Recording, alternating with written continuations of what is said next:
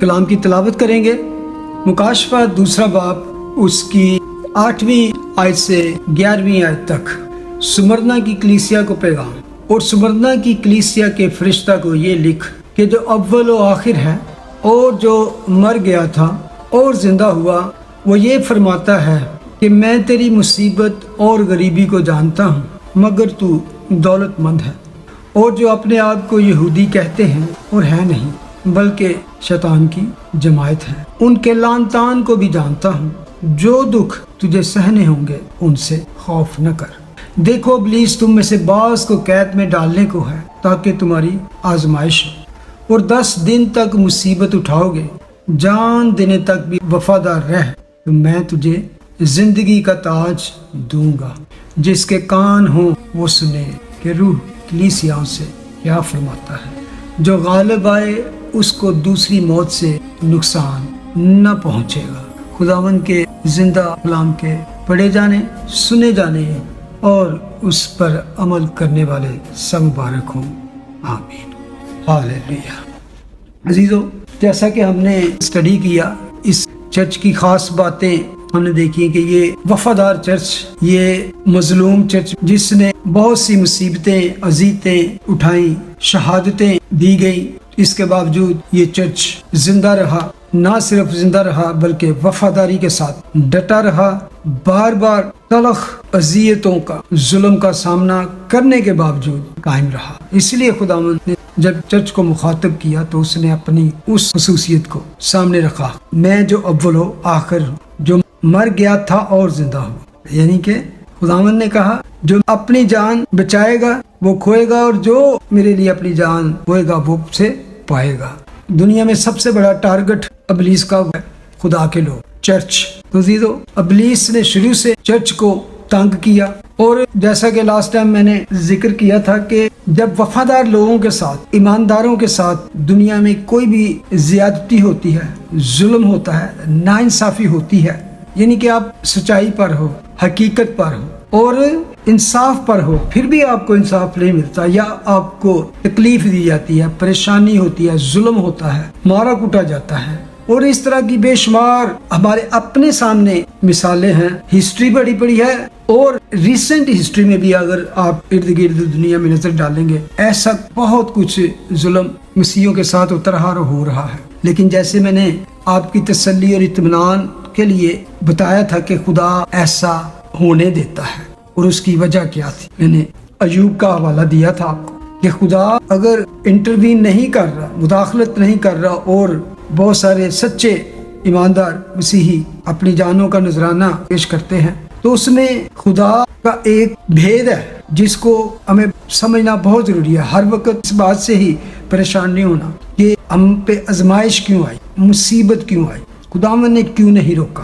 آپ دعا ضرور کریں کہ خداوند ہماری مصیبت میں مداخلت کرے اور دکھ دینے والوں کو کنٹرول کرے، اس کا مقابلہ کرے۔ تو آپ کو میں نے ایوب کو تو مثال دی تھی، لیکن آپ کو یاد ہوگا کہ خداوند جب اس جہان میں موجود تھے اپنے شاگردوں کے ساتھ، تو اس کی موجودگی میں بھی بار بار ابلیس نے دکھ دینے کی کوشش کی، نہ صرف خداوند یسوع مسیح کو بلکہ اس کے شاگردوں میں بھی اس نے ہمیشہ اس طرح کی باتیں کی۔ یعنی کہ آپ کو یاد ہوگا کئی دفعہ خداوند یسوع مسیح نے ان کو ڈانٹا بھی، بے اعتقاد بھی کہا، کم اعتقاد بھی کہا۔ وہ جانتے تھے کہ اس کے پیچھے کس کا ہاتھ ہے۔ آپ کو یاد ہوگا کہ بالا خانے پہ جب اپنے شاگردوں کے ساتھ وہ آخری فسا کھا رہے تھے، تو وہاں پر بھی خداوند یسوع مسیح نے کہا شمعون شمعون دیکھ، شیطان نے تم لوگوں کو مانگ لیا ہے۔ یعنی کہ جیسے ایوب کے لیے اس نے جا کے خدا سے کہا کہ تو اپنا ہاتھ اسے ہٹا دے اور مجھے اس کو تنگ کرنے کی اجازت دے، پھر اس نے جسمانی طور پر اس کو دکھ دیا اور ناسور اور پھوڑے اور نکلے، پھر بھی اس نے انکار نہیں کیا، تو ہم جانتے ہیں خدا نے پھر اس کو کس طرح بحال کیا اور دگنی برکت دی۔ تو اسی طرح جب وہ کروسیفکشن کی طرف جا رہے تھے، صلیبی موت کی طرف جا رہے تھے، تو وہاں پر بھی ابلیس نے اس گروپ کے اندر تفرقے ڈالنے کی کوشش کی۔ یعنی کہ لوکا کی انجیل اس کے 22 باب پہ 31 آیت میں لکھا ہے شمعون شمعون دیکھ، شیطان نے تم لوگوں کو مانگ لیا تاکہ گھیوں کی طرح پٹکے یہ گھیوں کی طرح پٹکنے کا جو لفظ ہے یہ ایک کیٹیگوریکلی یوز کیا گیا کہ جیسے کسی کو وہ کہتے ہیں نا چک چک کے مارنا، وہ اس طرح کی بات کر رہے کہ یہ سخت تکلیف دینے کی بات کی گئی ہے. لیکن خداوند یسوع مسیح نے کیا کیا کہ نہیں، میں مصیبت آن ہی نہیں جاؤں گا. جس طرح اس چرچ کو کہا کہ تجھے اور دکھ سہنے ہوں، اسی طرح اس وقت بھی شاگردوں کو یہ کہا لیکن میں نے تیرے لیے دعا کی کہ تیرا ایمان جاتا نہ رہے. مسئلہ صرف ایمان کا ہے. خداوند یسوع مسیح ہمیں کبھی کبھی آزمائشوں میں اس لیے جانے دیتے ہیں کہ ہمارے ایمان کی آزمائش ہو، تاکہ ہم جب مضبوطی سے ایمان پر قائم رہیں گے تو پھر ابلیس کے منصوبے ناکام ہو جائیں گے. تو آپ سرخ رو ہو کر پھر اپنے لوگوں کے سامنے، اپنی کلیسیا کے سامنے بھی اپنے بھائیوں کے لیے ایک نمونہ بن سکیں گے. یس، اگر یہ شخص تکلیفوں میں قائم رہ کر اس نے یہ برداشت کیا ہے تو خدا نے اس کو یہ اس کا اجر دیا ہے، یہ قائم ہے، تو پھر دوسروں کی بھی تسلی ہوتی. تو اس لیے خدا نے کہا میں نے کیا دعا کی ہے کہ تجھے تکلیف نہ ہو، تجھے پر تکلیف نہ آئے، پرابلم نہ آئے، دشمن تجھ پر نہیں. میں نے دعا کی ہے کہ اس مشکل گھڑی میں تیرا ایمان نہ جاتا رہے، ڈگمگائے نہیں، تو قائم رہے. سارے جتنے بھی آپ پروفٹ کی زندگی پڑھ رہے ہیں وہ سارے ہی اس طرح ابلیس کے ساتھ آزمائشوں میں پڑھتے رہے لیکن اپنے ایمان کو جانے نہ دیا. تو اس لیے خدا نے کہا تیرا ایمان نہ جاتا رہے. تو اس کے بعد جو بات کی گئی ہے، اور جب تو رجوع کرے تو اپنے بھائیوں کو مضبوط کرنا، یعنی خدا نے یہ بھی کہہ دیا کہ اس آزمائش میں گھیوں کی طرح پٹکا جاؤ گے لیکن اس مصیبت سے غالب آ کے باہر آئے گا. تو پھر کیا ہوگا؟ اس وسیلے سے اپنے بھائیوں کو مضبوط کرنا کہ پھر اس کو اپنی مثال دے سکتا ہے کہ یس، خداوند نے ہمیں یہ دیا ہے کہ ہم دوسروں کے لیے نمونہ بنے. جیسے پالوس رسول کہتا ہے کہ میری مانند بنو جیسے میں مسیح کی مانند بنتا ہوں. تو پھر ہم ان چراغوں کی طرح چمکتے نظر آئیں جن سے دنیا کو روشنی ملتی ہے. تو عزیزو، تو پھر ہم اس دنیا میں ایک ایگزیمپلری لائف کا نمونہ بنتے ہیں. بے شک ایمان کی آزمائشیں ہوتی رہی ہیں، ہو رہی ہیں، ہوتی رہیں گی، کیونکہ بغیر ایمان کے اس کو پسند آنا ناممکن ہے. تو اس لیے ابراہیم کو بھی اس نے 25 سال تک بیابان میں ادھر ادھر کرتا رہا. تو جو وعدہ کیا تھا فرزند کا، 25 سال بعد خدا نے اس کو وہ بیٹا بخشا. ضروری نہیں کہ ہر کسی کی آزمائش جو ہے وہ اتنی لمبی ہو. ہر کسی کی سچویشن کے لحاظ سے خدا اس کو اس دکھ میں ڈالتا ہے جتنا وہ برداشت کر سکے یا جتنا اس کی لمٹ ہے. تو عزیزو، جو اس کے پاس آتے ہیں ایمان کے ساتھ، خداوند اپنے طالبوں کو بدلہ بھی دیتا ہے. اگر آپ عبرانیوں کا 11واں باب پڑھیں گے تو اس میں بڑے بڑے ایمانداروں کے بڑے بڑے کارناموں کا بیان لکھا ہوا ہے کہ کس طرح ابراہیم نے آزمائش کے وقت اسحاق کو نظر گزرانا. پھر آگے پڑھتے ہیں، ایمان سے موسیٰ نے بڑے ہو کر فرعون کی بیٹی کا بیٹا کہلانے سے انکار کر دیا. یعنی کہ اس نے خدا کی کلیسیا کے ساتھ دکھ سہنا زیادہ بہتر سمجھا، نہ کہ مصر کے تخت و تاج کو حاصل کرے. تو جو مر گئے، لکھا ہے انہوں نے رہائی منظور نہ کی، کیونکہ بہت سارے لوگ قیدوں میں تھے، ان کو پنشمنٹ دی جا رہی تھی. تو وہ کہتے تھے کہ انکار کر دو یسوع کا تو رہا کر دے جائیں گے. تو مار کھاتے کھاتے مر گئے، مگر انہوں نے رہائی منظور نہ کی. کیوں؟ تاکہ ان کو بہتر قیامت نصیب ہو، بہتر ریزریکشن، وہ ابدی زندگی. پھر آپ نے دوسرا کرنتھیوں 11 باب میں پالوس رسول کی مصیبتیں پڑھی ہیں. کبھی بھی ان مصیبتوں میں پیچھے نہیں ہٹا. وہ قید میں، بارہا موت کے خطروں میں. یعنی کہ تفصیل ہے کہ آپ میں سے کسی نے کبھی ہسٹری بھی نہیں پڑھا ہوگا کہ اتنی مصیبتیں، تکلیفیں، دکھوں سے جس طرح پالوس رسول گزرا اور آخر میں شہادت کا درجہ حاصل کیا. اس کی گردن قلم کی گئی. دوسرا تمیتھیس میں لکھا ہے کہ میں قربان ہونے جا رہا ہوں اور میں اچھی کشتی لڑ چکا، میں نے اپنی دوڑ کو ختم کیا اور ایمان کو مضبوط رکھا. تو عزیزو، ہمارے سامنے بہت سی مثالیں ہیں، ایسی بہت سی گریٹ ٹیسٹمنیز ہیں. تو اس لیے خداوند کہتا ہے کہ تم مبارک ہو گے، خوشی کرنا، نہایت شادمان ہو، کیونکہ آسمان پر تمہارا اجر بڑا ہے. اس لیے کہ لوگوں نے ان نبیوں کو بھی جو تم سے پہلے تھے اسی طرح ستایا تھا. خداوند خود ان ساری باتوں سے گزرے. تو عزیزو، یہ تو ہمارے ساتھ ہمارے پیکج میں آتا ہے کہ جو مسیح کو قبول کرتے ہیں اور اس کے بعد دینداری کی زندگی گزارنا چاہتے ہیں، وہ سب ستائے جائیں گے اور دکھ اٹھا کر خدا کی بادشاہی میں داخل ہوں گے. پالوس رسول رومی کے خط میں کہتا ہے، کیونکہ میری دانست میں اس زمانہ کے دکھ درد اس لائق نہیں کہ اس جلال کے مقابل ہو سکے جو ہم پر ظاہر ہونے والا. تو اس لیے خداوند یسوع مسیح نے ان کو بھی کہا، سمرنا کی کلیسیا کو، کہ 2 دکھ تجھے سہنے ہوں گے، ان سے خوف نہ کر. دیکھو ابلیس تم میں سے بعض کو قید میں ڈالنے کو ہے، تاکہ تمہاری آزمائش ہو اور 10 دن تک مصیبت اٹھاؤ، جان دینے تک بھی وفادار رہ تو میں تجھے زندگی کا تاج دوں گا۔ تاج کے بارے جب ہم کراؤنز کی بات کرتے ہیں، بائبل میں بہت سے کراؤنز کی بات کی گئی ہے، لیکن خاص 5 ہیونلی کراؤنز کی بات کی گئی ہے، 5 آسمانی تاج۔ پالوس رسول اس دور میں ہمیشہ جو ارد گرد کے ماحول اور ادھر کی جو ایکٹیویٹی سی ہمیشہ اس کو یوز کر کے تو وہ اگزامپل دیتا ہے۔ یونانی کھیلوں میں ان دنوں میں جو پبلک کی جو بڑی بڑی کھیلیں تھی، ان میں ایتھلیٹس جو ہوتے تھے ان کو جیتنے کے طور پر یہ تاج وغیرہ کا انعام دیا جاتا تھا۔ لیکن بائبل میں یونانی لفظ جس کا ترجمہ تاج کیا گیا ہے، کراؤن کیا گیا ہے، یونانی میں وہ لفظ ہے اسٹیفانوس۔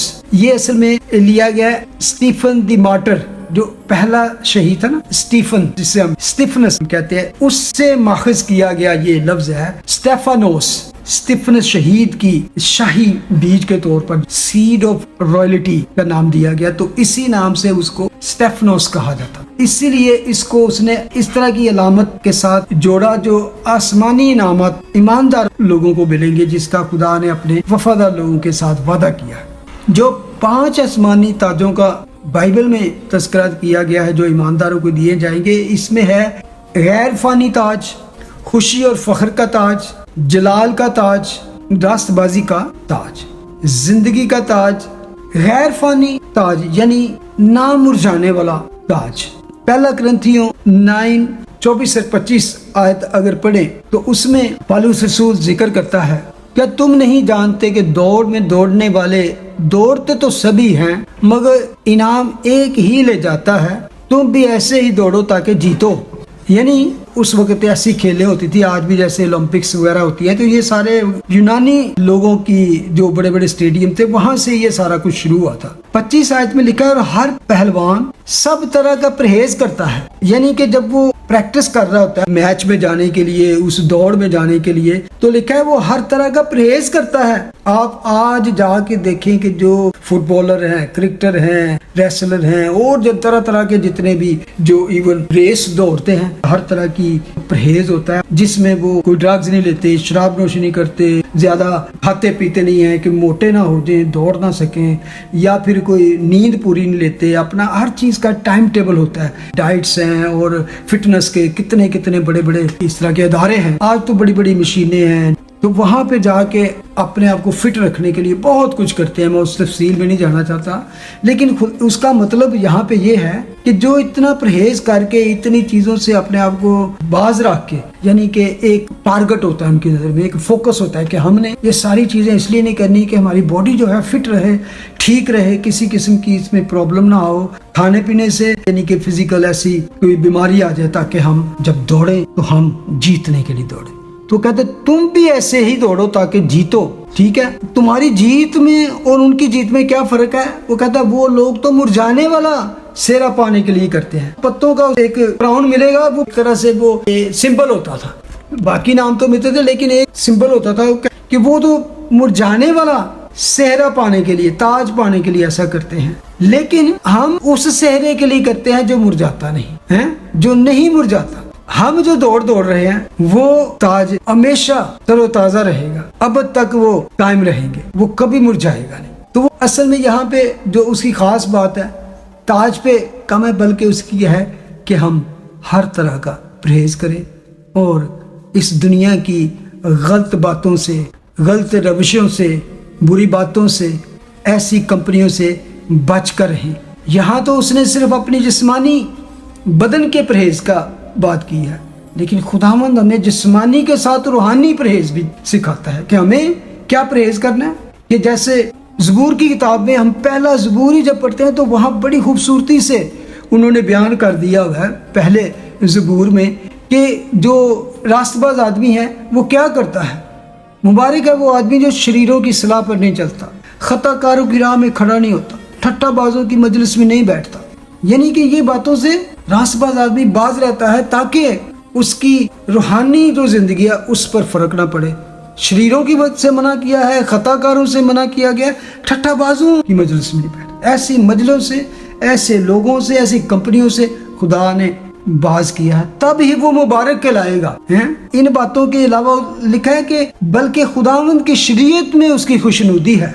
जैसे कि आज आप इस महफिल में जमा हुए हैं, ये ना तो कोई संडे है ना कोई स्पेशल डे, लेकिन आप रूटीन से इस प्लेटफॉर्म पे आते हैं, इस मीटिंग में आते हैं, तो खुदावंद की शरीयत में उसकी खुशनुदी है, यानी कि कलाम में खुशी है, कलाम में ही आपकी सेरी है और कलाम में ही आपकी बरकत है। तो आप इसलिए यहाँ पे आते हैं कि आप शरीरों से बच जाएं, खताकारों से बच जाएं, ठट्ठाबाजों की मजलिस से बच जाएं और इस रूहानी मजलिस में शामिल होते हैं और आप मुबारक कहलाए जाएं। ना सिर्फ ये बल्कि पूरे हफ्ते भी आपके जहन में होगा कि हाँ, इस वक्त मैंने उस महफिल को ज्वाइन करना है जो ठट्ठों की मजलिस नहीं, ना खताकारों की, ना शरीरों। और जब आप पूरा हफ्ता ऐसी बातों की, ऐसी मीटिंग के ऊपर सोचते हैं और अपने दिल में प्लान करते हैं कि हमने इस दिन चर्च जाना है, इस दिन इस मीटिंग में जाना है, तो खुदा का कलाम कहता है उसी की शरीयत पर दिन रात उसका ध्यान रहता है। तो उसका अजर क्या होगा? वो उस दरख्त की मानद होगा जो पानी की नदियों के पास लगाया गया है, जो अपने वक्त पर फलता है और जिसका पत्ता भी नहीं मुरझाता। सो जो कुछ वो करे बार बार होगा, यह बरकत होगा। यूसुफ की तरह, मैं कल यूसुफ की लाइफ पे एक जगह पे कलाम कर रहा था, तो उसके बारे में लिखा है कि वो जिस काम में हाथ लगाता था वो बार बार होएगा। और उस वक्त जब वो बुरे वक्त से गुजर रहा था, पहले अपने बाप के घर में उसको किडनैप करके, अगवा करके वहाँ गुलामों में बेचा गया, फिर फोतीफर के घर में, लेकिन उसमें भी वो क्या था? वो ना तो शरीरों की सलाह पर चला, ना खताकारों की राह में खड़ा हुआ, ना ठट्ठा बाजू। उसकी जो दिन रात थे उससे खुदावंद की शरीयत का ध्यान था, तो इसलिए वो वहां भी पला भड़ा और पानी की नदियों की तरह फलता रहा और कभी मुरझाया नहीं। तो वहां भी खुदा ने उसको लिखा है कि जिस काम को वो हाथ लगाता था वो खुदा उसमें बरकत डालता और वो अपने मालिक की नजर में मकबूल हुआ। तो खुदा ऐसे ही हमें दुनिया के बुरे लोगों, बुरी बातों, बुरे कामों से परहेज करने का सबक देता है ताकि हम उस दौड़ में जो हमारे सामने है दौड़ते रहें और उसको जीते। अजीजों, बेशक ये नज़्म ज़ब्त वो बहुत ज़रूरी है। जिस बातों से हम इस दुनिया में घायल हो जाते हैं या ट्रैप्ड हो जाते हैं, वो सारी चीज़ें जो है ज़वाल की तरफ जा रही हैं, फना हो जाएंगी, जो भी दुनिया की चीज़ें हैं। तो इसलिए खुदावंद हमें कहते हैं कि अपना ध्यान आसमान पर लगाओ, इवन अपना माल आसमान पर जमा करो। ये ताज जो है, दुनिया के जितने भी ताज हैं, जितने भी अचीवमेंट हैं, जितने भी सर्टिफिकेट्स हैं, जितने भी बड़े बड़े आपको कोई ट्रॉफीज मिल जाएंगी, ये सारी जल्द ही बिखर जाएंगी, मुरझा जाएंगी, टूट जाएंगी। लेकिन एक गैर फानी, बेदाग और लाजवाल मिरास जो है वो हमारे लिए तैयार है, जो आखिरी वक्त में हम पर जाहिर होने के लिए तैयार है। खुदा का कलाम कहता है कि हम उसकी हिफाजत किए जाते हैं। हम किस तरह हिफाजत उसकी करेंगे? जो आसमान पे हमारे लिखी है, ईमान को मजबूत रख के, ईमान को कायम रख के। दूसरा है खुशी और फख्र का ताज। इसके लिए पहला तस्सलुनीकियों 2 बाब 19 आयत में लिखा है, भला हमारी उम्मीद और खुशी और फख्र का ताज क्या है? क्या वो हमारे खुदा यीशु मसीह के सामने उसके आने के वक्त तुम ही ना होगे? वाह, खुशी और फख्र का ताज, वाह, the crown of Joy and crown of praise and वर्दी। लूका की इंजील में लिखा है, मैं तुमसे कहता हूँ कि इसी तरह 99 रास्तबाजों की निस्बत जो तौबा की हाजत नहीं रखते, एक तौबा करने वाले गुनाहगार के बायस आसमान पर ज्यादा खुशी होती है। यानी जमीन पर तो होते ही हम, लेकिन आसमान पर भी खुशी होती है, खुदा खुश होता है। तो ये खुशी का ताज भी हमें मिलेगा। तो जितने भी गांव यहाँ पे हैं, जितने भी आज दुख सह रहे हैं, उसके बारे में खुशी का ताज हमारा इनाम होगा। फिर खुदा के कलाम में लिखा है मुकाशवा 21, फिर खुदा का खैमा आदमी के दरमियान होगा और वो उनके साथ सुकूनत करेगा और वो उसके लोग होंगे और खुदा आप उनके साथ रहेगा और उनका खुदा होगा और वो उनकी आंखों के सब आंसू पोंछ देगा। इसके बाद ना मौत रहेगी, ना मातम, ना आहो नाला, ना दर्द। पहली चीजें जाती रही, देखो सब नहीं होगी। तो आज दुख दर्द जितने भी हैं वो उस जलाल के मुकाबले में नहीं हो सकते। फिर है एक जलाल का ताज, वाह, पहला पतरस 5:4, और जब सरदार गल्लाबान जाहिर होगा तो तुमको जलाल का ऐसा सेहरा मिलेगा जो मुरझाने का नहीं, द क्राउन ऑफ ग्लोरी, वाह, ऐसा जलाल का ताज मिलेगा जो मुरझाने का नहीं। पतरस कहते हैं कि ऐसे जलाल के ताज के ख्वाहिशमंद रहो जो उसके ज़हूर के वक्त हमको मिलेगा।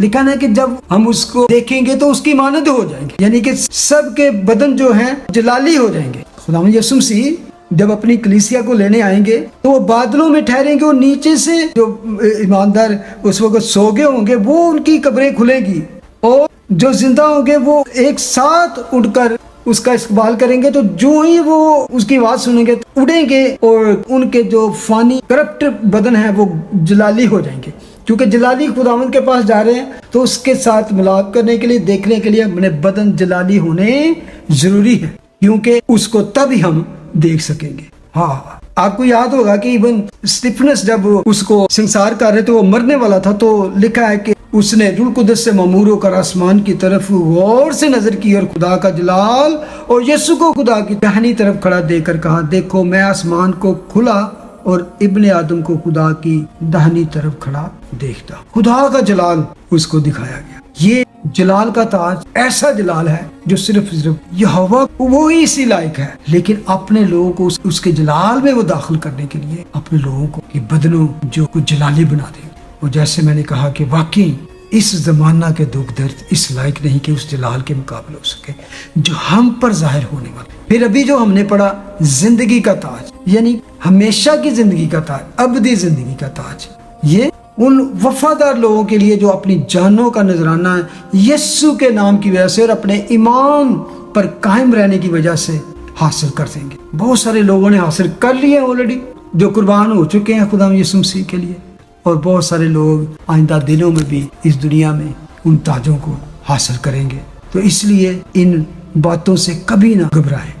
रास्तबाजी का ताज, यानी कि मैं और आप इस दुनिया में आज जिंदगी गुजार रहे हैं, जैसे मैंने पहले कहा, मुबारक है वो आदमी जो शरीरों की सलाह, यानी कि मुबारक है वो आदमी जो रास्तबाज है। असल में इसका मतलब है, और रास्तबाजी में क्या है? शरीर आदमों से बचना, खताकार लोगों से दूर रहना और ठट्टाबाजों की मजलिस में नहीं बैठना, बल्कि दिन रात हमें खुदा के कलाम में ध्यान रखना है। तो फिर हम यूसुफ की मानद उस दरख्त की मानद होंगे जो पानी की नदी के पास लगाया गया, जो अपने वक्त पर फलता है और जिसका पत्ता भी नहीं मुरझाता। तो खुदावंद ने अपने लोगों को ये ताज इसलिए रखे हैं कि ये हम हर अपनी लाइफ के जिस भी हिस्सा में हैं वहाँ रास्तबाजी से, इंसाफ से, तसल्ली से और ईमान के साथ कायम रहें, ताकि हम आइंदा दिनों में जब भी हमारा टाइम आए हम इस जहां को छोड़ते वक्त किसी चीज के पछतावे में न रहें, रिग्रेट ना हो किसी चीज, बल्कि हम खुशी से भरे हों कि हम उस जगह शिफ्ट हो रहे हैं जो अबदी है, जो इटर्नल है, जो ना खत्म होने वाली खुशी है, ना खत्म होने वाली रास्तबाजी है, ना खत्म होने वाली जिंदगी है, हमेशा की जिंदगी। काश के हम में से सबका इख्तिताम ऐसा हो, ऐसा पौलुस रसूल जैसा कि जब रुखसत हो तो उससे पहले मैं कह सके कि मैं अच्छी कुश्ती लड़ चुका, मैंने दौड़ को ख़त्म कर लिया, मैंने ईमान को महफूज रखा। तो आइंदा के लिए मेरे वास्ते रास्तबाजी का वो ताज रखा हुआ है जो आदल मुनसफ, यानी खुदावंद मुझे उस दिन देगा, और सिर्फ मुझे ही नहीं बल्कि उन सब को भी जो उसके ज़हूर के आरज़ूमंद है। 2 तिमोथी 4। तो अज़ीज़ो, इतनी बात को ही आज अपने सामने रखते हुए कोशिश करें कि इस दुनिया में जितनी भी बुरी बातों से, बुरे माहौल से, बुरे लोगों और बुरे कामों से, इवन बुरी सोचों से बच सकते हैं। कई दफ़ा हम बातों बातों में खता करते हैं, कई दफ़ा हम सोचों से करते हैं, तो हम अपनी सोचें भी पाक रखें। सोच पाक उसकी होती है जिसका दिल पाक होता है। खुदावंद ने खुद कहा, मुबारक हैं जो पाक दिल हैं क्योंकि वो खुदा को देखेंगे। खुदावंद आप सबको अपने जलाल में, अपनी रास्तबाजी में हमेशा महफूज रखे और हर अबलीसी वबा से और बला से बचे रहें, और उसके गहरे फजल में खुदावंद आपको घेरे रखे, छुपाए रखे, और उसके आने तक आप प्योर हालत में हो, पाक हालत में हो, ताकि जब बादलों पे उसकी आवाज हम सुने कोई रुकावट ना हो, हम आंख झपकते में उसके पास बादलों में पहुंचाए जाए। खुदावंद आज के इस कलाम के वसीले से आप सबको बरकत दे। आमीन। God bless.